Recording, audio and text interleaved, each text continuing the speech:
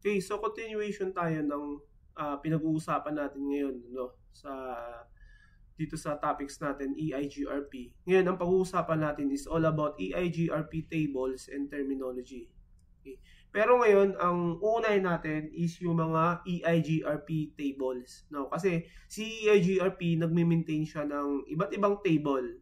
So, for what purpose? Ba't siya nagme-maintain ng ganun? Of course, syempre, para maging scalable, robust and efficient yung routing within doon sa network natin. So, yung mga tables na babanggitin ko ngayon is that yun yung mga ginagamit nila, no, para maging efficient yung routing natin within doon sa network natin. Okay. So, yung pinakaunang table na mapag-uusapan natin, ang tawag doon na i-maintain ni EIGRP is yung neighbor table. Okay. Ano ba itong neighbor table na to? Actually, ito yung, pag sinabi natin neighbor table, list lang to. List of routers neighbor.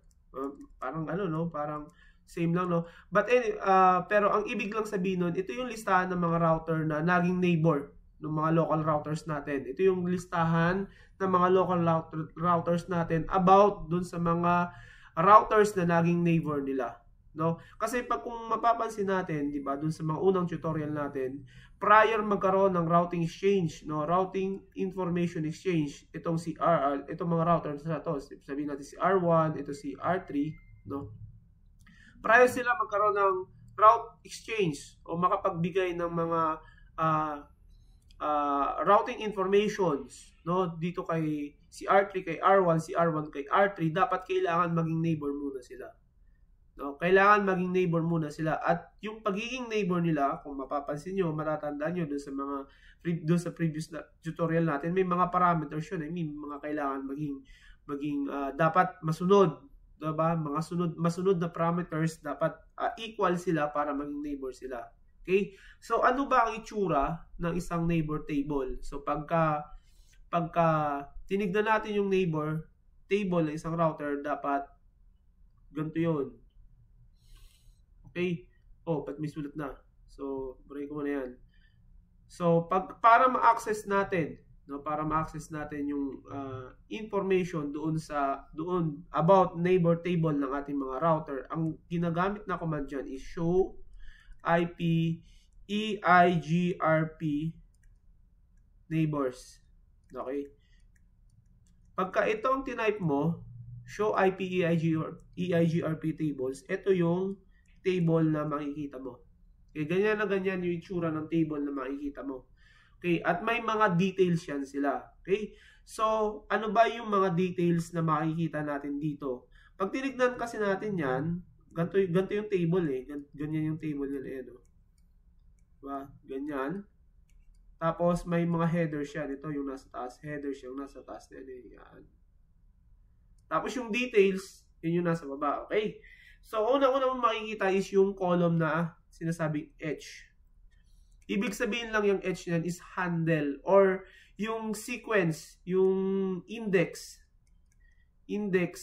or yung sequence kung paano mo nakilala yung mga neighbor router mo. Ibig sabihin, halimbawa, dito sa sample natin, sa topology nito, si R1, una niyang naging neighbor si R3, kaya ang ilalagay niya sa H niya is 0. And then sumunod, na naging neighbor niya si R2, so si R2 is pangalawang naging neighbor niya, so ilalagay niya 1. Ganun lang yan. Pag H, yan yung handle, or ibig sabihin, sequence lang yan kung paano mo naging neighbor yung isang router. O pang ilan ba siya nung maging neighbor mo siya. Yung pangalawang makikita natin dyan is address. No? Yung address na yan yung IP address ng neighbor router mo. Dito sa sample natin, no, yung address na 10.10.10.6, yan yung IP address ni R3. Ayan, no? Si R3 pala ang unang naging neighbor ni R1. Ayan, si R1, unang naging neighbor niya. Si R3 at ang IP address ni R3 ito, 10.10.10.6. Okay, yan yung ibig sabihin ng address. Ganyan yung pagbasa dyan. Ngayon, itong interface naman na to, ibig sabihin yan yung interface kung saan nakilala ni R1 si R3. So, sinasabi dito, sa serial 0/1/0, ito yun. Ito Ito yung local interface ni R1. Yan. 0/0/1/0. Yung hold tapos yung sec, no? Yan yung hold down timer natin.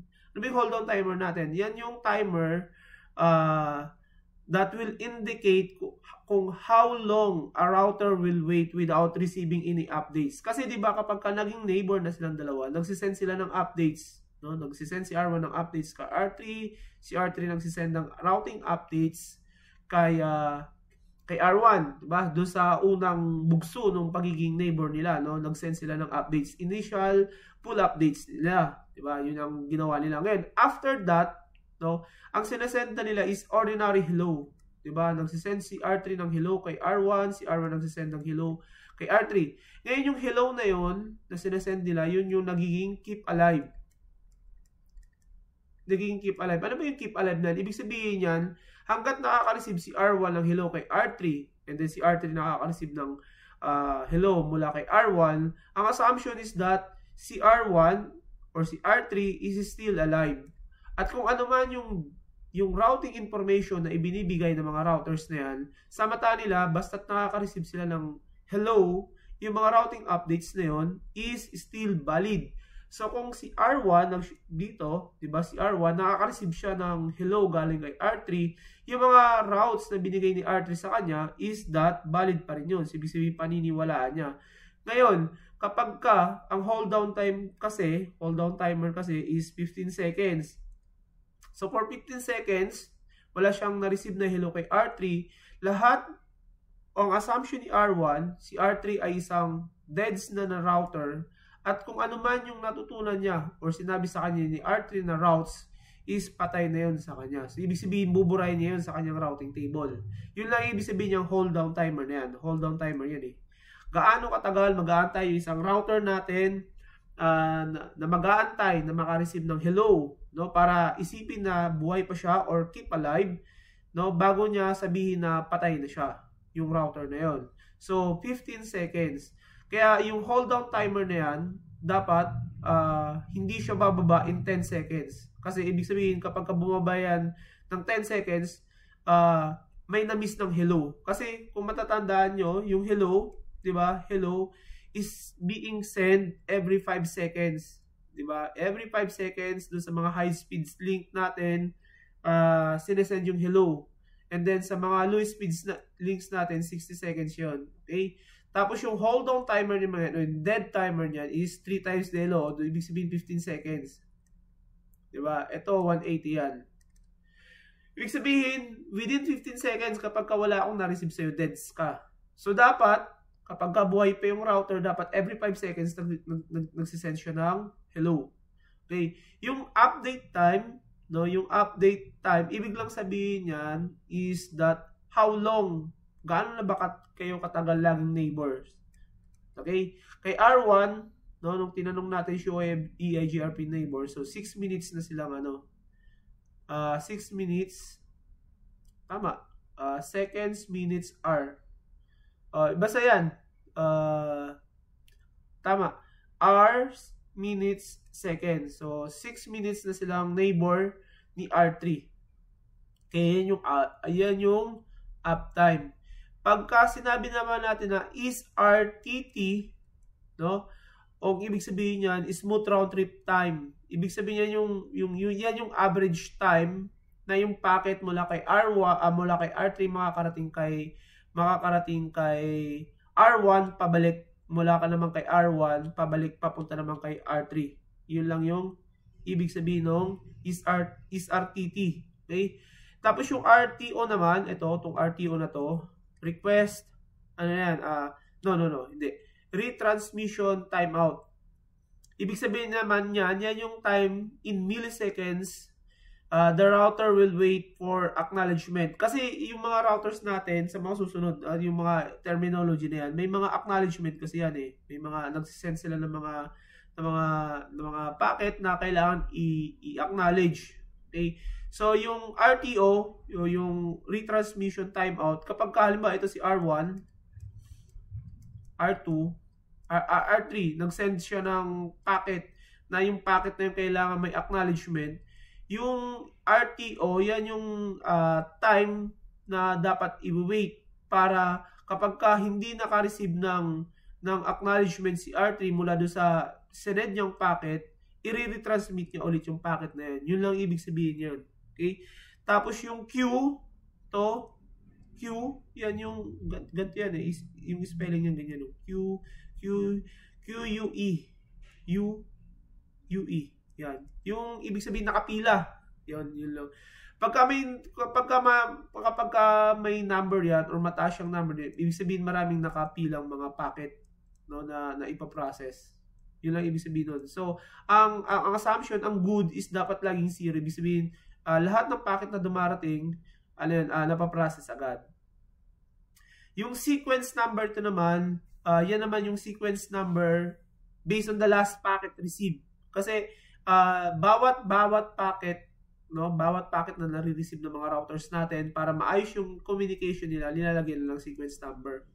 Okay? So yung mga yan, i-discuss natin yan as we go along kasi babalik-balikan natin yan, yung show IP EIGRP neighbors. Okay? So yung number 1 na table na mini-maintain ng ating router running EIGRP is itong neighbor table.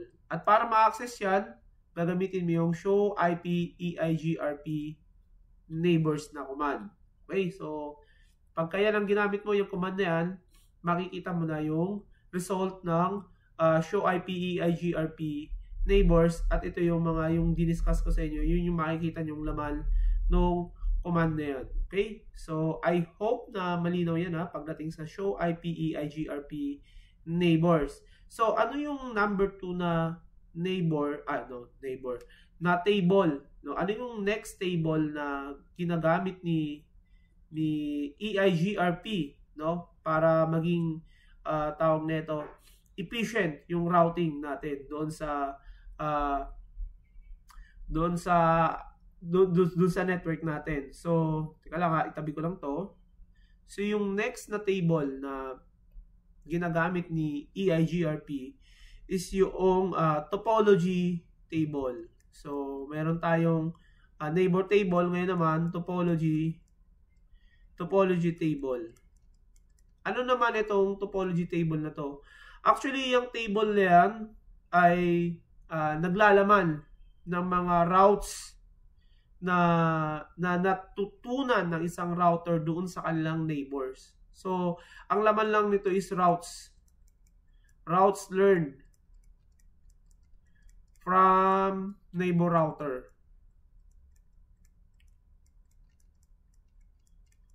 Kasi 'di ba yung mga router natin, 'di ba sabi natin prior mag-send ng routing information dapat maging neighbor sila. Ngayon, naging neighbor na sila, ang next na gagawin doon, yung mga routing updates na sinesend, no, yung mga routing updates na sinesend ng mga routers natin, ini-store yun, yung mga routing updates na yun doon sa topology table.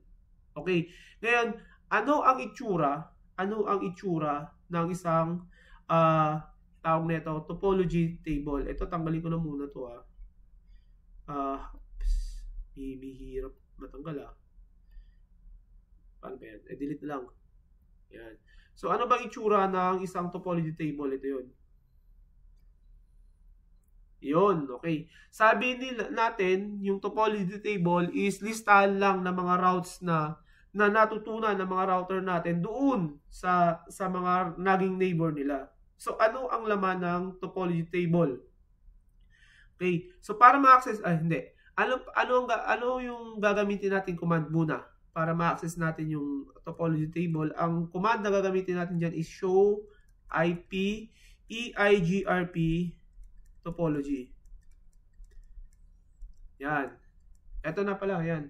Show IP EIGRP topology. So, pagka nag-show IP EIGRP topology tayo, linilist lang nito, no, linilist na nito yung mga routes learned from the neighbor, no, mula dun sa neighbor, and of course, yung mga routes na specifically naka-install doon sa tawag nito, doon sa router natin. Actually, kasama dito yung mga directly connected networks natin.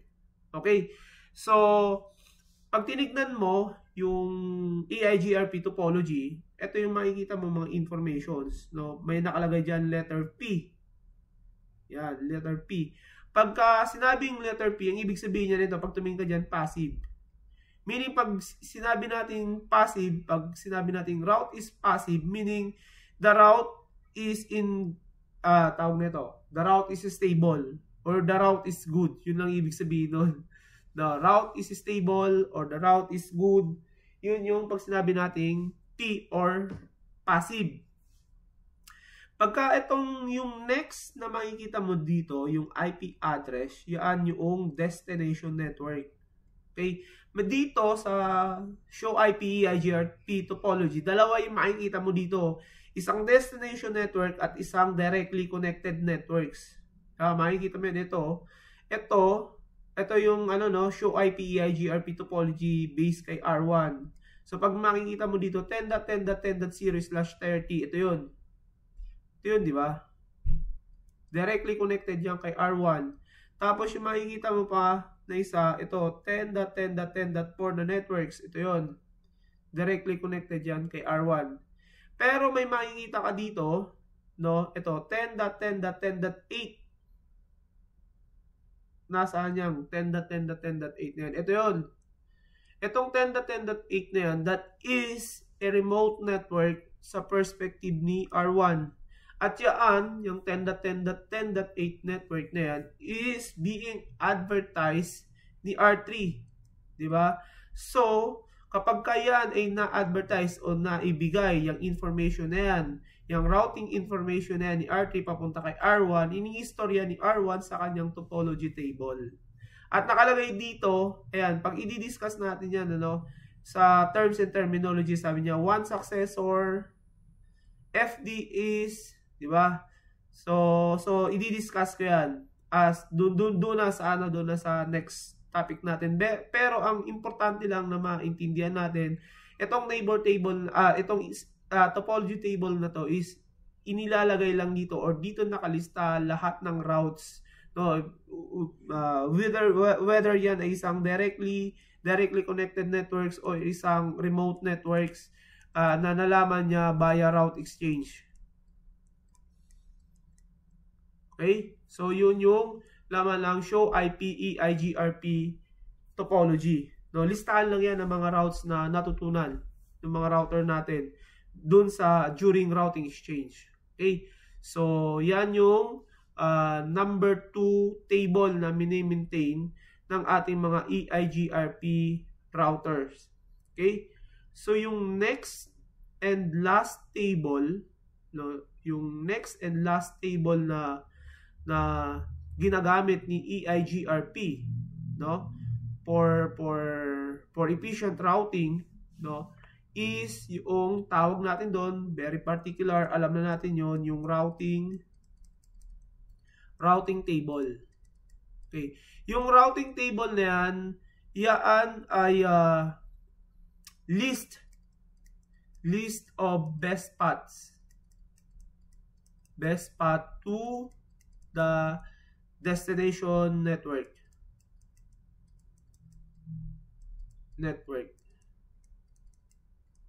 Yan lang ibig sabihin yan. I mean, yan lang yung laman ng routing table na yan natin. So ngayon, anong itsura ng routing table na yan? I mean, yung table na yan, anong itsura ng routing table o yung table na yan? Ano ba ang kanyang itsura? So, ganito yung itsura ng tawag nito, routing table na ginagamit ng mga routers natin. Ito, yun. So, pagka nag-show IP EIGRP tayo, show IP route, okay? Yun yung command na ginagamit natin para makita natin yung laman ng routing table natin is yung ito. Gagamitin natin yung show IP route. And then, ilalagay natin yung specifics na routing protocol, EIGRP. Ibig sabihin, show IP route, ipakita mo yung routing table ko, pero lahat lang ng EIGRP routes. So, yan ipapakita niya. Okay. Based dito, no, makikita mo, meron ditong network. Ito yung network address ng remote network. Ibig sabihin yung remote network sa perspective ni R1. Ito. Okay. Makikita nyo no, na naka-summarize yan. Naka breakdown doon sa kanyang class pool networks. Yung kasi is class 8. Yung 10 kasi is class A yan eh. So yung mga class A, mayroong subnet mask yan na 8. Okay. Then, ito, makikita mo, letter D. Ibig sabihin ng D dyan is that is in EIGRP routes. Itong letter D. Okay. Ito, that is the remote network. No? Remote network yan. Yung 90, diba? Makikita mo dyan yung 90. Yan yung yung 90, yan yung administrative distance, no, AD, or yung route believability, no, yung EIGRP may yung EIGRP may AD yan na 90. So laging 90 yung makikita mo diyan. Etong isa, no, yung isa, ang tawag diyan yung metric, no, metric yan. At yung metric na yan, ang tawag talaga diyan is feasible distance. Pero FD. Pero yan, yung feasible distance na yan, i-discuss natin yan sa mga susunod na videos natin, no? And then ito, BAYA, no? Of course, ito yung next hop IP, diba? Next hop IP yan sa perspective ni R1. Ito si R1, ito yung routing table ni R1, ito yung routing table ni R1 to. So, para makarating daw dyan si R1 sa 10.10.8, no? Papadaan niya dito sa next hop IP. Itong 10.10.10.6. Ito yun, no? Next hop yan. Next hop IP. Okay, yung dito, yung last, yung serial, no? Yung serial interface. Ito yung kanyang exit interface ito. So, ipapadala mo sa IP address na to, palalabas mo dito sa serial 0/1/0. Ito yung exit interface. Okay? Huwag kayo mag-alala kasi i-discuss pa rin natin yan. Pahapyaw pa lang naman yan ngayon.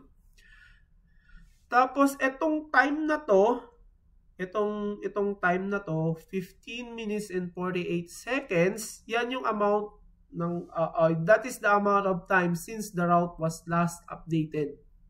Okay? Kasi yung mga EIGRP router natin, hindi yan hindi yan yung tulad ng RIP na every 30 seconds na bibigay ng route updates. No? Yung mga EIGRP router natin, nagsisend lang yan ng updates kapag may nangyari doon sa routes. Ibig sabihin, nangyari nag-down or nag-add ka ng routes, saka lang siya nagsisend ng updates. But, yan ay pag-uusapan natin sa mga next na tutorial natin. So, basta intindihin lang natin na si EIGRP, okay, tatlo na yung nabanggit ko, si EIGRP nag-maintain siya ng tatlong table. Yung unang table na mini-maintain niya is neighbor table, di ba? Neighbor table. Yan yung listahan ng mga naging kapitbahay niya o nagkaroon sila ng agreement na maging neighbor kasi parehas sila ng mga parameters. Okay? Yan yung neighbor table. Yung next naman, yung topology table. Yan naman yung listahan ng mga routes na nakuha niya sa kanyang kapitbahay na router running EIGRP. Of course, kasama din doon yung mga routes directly connected sa kanya. So, yan yung topology table. And then yung number 3 is yung routing table. Ano naman yung routing table? Listahan naman yan ng mga best path ng mga routers natin papunta sa isang destination networks. Okay? Yan yung mga tables. Itong mga tables na to, yung tatlong yan yung ginagamit ng mga router natin para maging efficient. Para maging efficient and I think efficient and scalable, no? Scalable yung routing natin doon sa networks natin, no? Para maging maayos yung routing natin dito sa buong networks na to. Okay? So, yan yung discussion natin for today. No? So, next natin na pag-uusapan, ano ba yung mga terminology na maririnig natin kapag pinag-aaralan natin yung EIGRP. So may maririnig tayo dyan, successor, feasible distance, reported distance, diba? So yun, madidiscuss natin as we go along dito sa tawag nito, EIGRP routing tutorial series natin. Okay? So hanggang dito na lang. And then, of course, laging paalala kapag kayo ay may naintindihan, natutunan, wag nyo kakalimutan mag-like, mag-subscribe at i-share tong videos na to hanggang sa susunod na tutorial.